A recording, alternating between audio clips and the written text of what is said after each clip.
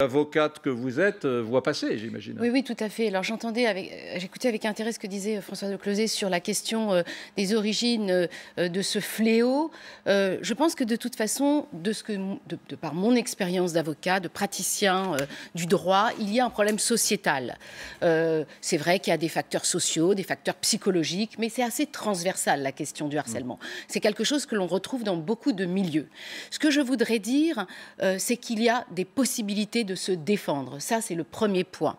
Il faut que les gens n'hésitent pas à déposer plainte au commissariat, aller sur la plateforme, je crois, du ministère de l'Éducation nationale, saisir l'antenne des mineurs dans chaque barreau, notamment au barreau de Paris, mais dans tous les barreaux, il y a une antenne des mineurs. Je fais partie de l'antenne des mineurs du barreau de Paris, donc j'en parle en connaissance de cause. Il y a un numéro, il y a des permanences, des avocats dédiés, formés pour la jeunesse, pour défendre les mineurs, sont là pour écouter les jeunes, leurs parents, les difficultés auxquelles ils sont confrontés.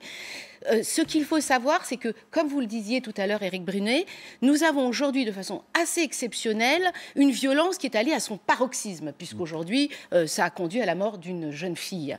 Il ne faut donc rien minimiser.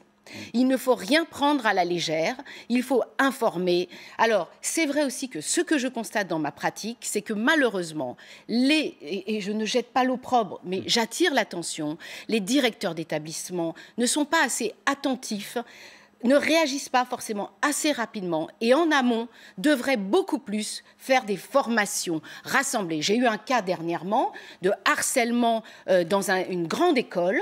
Je ne comprends pas pourquoi le directeur d'établissement ne réunit pas la communauté des élèves en disant voilà, il s'est passé ça, ouais, et avoir, si vous voulez, un pouvoir didactique, pédagogique, parce que c'est important d'expliquer aux enfants, aux élèves, quel que soit le niveau, quel que soit le milieu social, ce qui se passe et les conséquences. Justine, attendez.